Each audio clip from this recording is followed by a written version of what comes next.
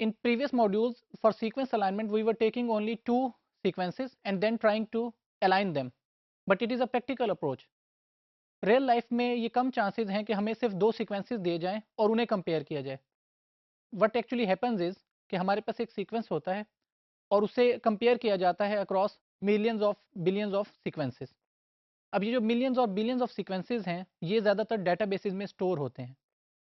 जब हम कोशिश करते हैं कि हमारे पास एक गिवन सीक्वेंस है और उसे डेटाबेस के अगेंस्ट अलाइन करने की, तो हमारे पास डायनेमिक प्रोग्रामिंग और विजुअल डॉट प्लॉट्स जो थे उनकी कुछ शॉर्ट कमिंग्स हैं. अब उन शॉर्ट कमिंग्स को कैसे दूर किया जाए और कौन से मैकेनिज्म हैं जो यूज़ होते हैं, ये हमारा मकसद है इस मॉड्यूल का. बेसिकली इस टेक्निक को जो सीक्वेंस अलाइनमेंट से नेक्स्ट स्टेप है, इसे हम डेटाबेस सर्चिंग कहा जाता है फॉर बायोलॉजिकल डाटा. इसके मेन मोटिव्स क्या हैं? टू डिस्कवर और verify identity of a newly discovered gene sequence, to find other members of a multi gene family, या फिर classified same groups of genes into one group और in different groups. What are different problems which are incurred by dynamic programming? Number one, because dynamic programming is a character based technique, it is very slow. Second one, it is very computationally expensive also, क्योंकि computation के जो resources हैं वो बहुत ज़्यादा use हो रहे होते हैं. Third one is it's memory intensive, इसको काफ़ी ज़्यादा मेमोरी एरिया चाहिए अपने रिजल्ट्स को स्टोर करने में, क्योंकि इसे बैक ट्रैक भी करना होता है. और फिर इसको यूज़ करते हुए हम स्मॉल नंबर ऑफ सीक्वेंसेस को कंपेयर कर सकते हैं. Although there are different hardwares, जो for example parallel systems are used to sequence multiple sequences, but again they have their own limitations कि हार्डवेयर की जो एक चेंज है वो चेंज हो जाती है और फिर जो एल्गोरिदम्स एक स्पेसिफिक हार्डवेयर के लिए बनाए जाते हैं वो एब्सोल्यूट हो जाते हैं विद पैसेज ऑफ टाइम. तो अब क्या किया जाए कि जो डायनेमिक प्रोग्रामिंग के मेथड्स हैं उनसे बेहतर अप्रोच ली जाए.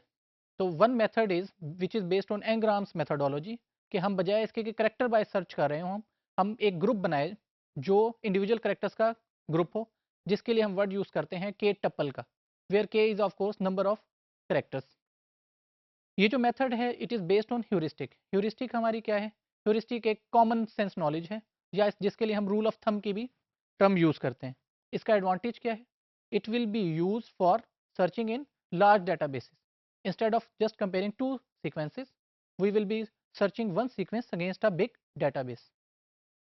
Again, proper definition of heuristic, it is defined as rule of thumb, like our daily common sense knowledge which we are using from the start. इसकी कोई मैथमेटिकल बैकग्राउंड होना ज़रूरी नहीं, लेकिन प्रैक्टिकली एंड थ्योरेटिकली ये proven होता है और इसकी एक साउंड रीजनिंग होती है बैक एंड पे. अगर हमारे पास कॉमन इंफॉर्मेशन हो तो हम सिंपल डायनामिक प्रोग्रामिंग के रूल्स को यूज़ कर सकते हैं, लेकिन जब हमारे पास बहुत ज़्यादा डाटे को से हैंडल करना हो तो फिर हम heuristic is the better mechanism, और ये हमारे पास कंप्यूटर का टाइम और स्पेस को बचाने में हेल्प करता है. अब होता क्या है कि जो डायनामिक प्रोग्रामिंग थी उसमें काफ़ी ज़्यादा वेस्टेज हो रही थी रिसोर्सेज की. On the other hand heuristic में ये नहीं होता. अब वो कैसे नहीं होता? हम करते क्या हैं? हम ये करते हैं कि हम फाइंड आउट करते हैं कि कौन से करेक्टर्स हैं जो सिमिलर रीजन में लाई करेंगे, जिसको हम ग्रुप कह सकते हैं या क्लस्टर कह सकते हैं. Basic idea of basically heuristic based approaches or database searching is that we want to look for similar regions that are present in the database, और जब वो सिमिलर रीजन्स मिल जाएंगे तो फिर हम उन्हें स्ट्रेच करेंगे. स्ट्रेचिंग से मुराद लेफ्ट साइड भी हो सकती है और राइट साइड भी.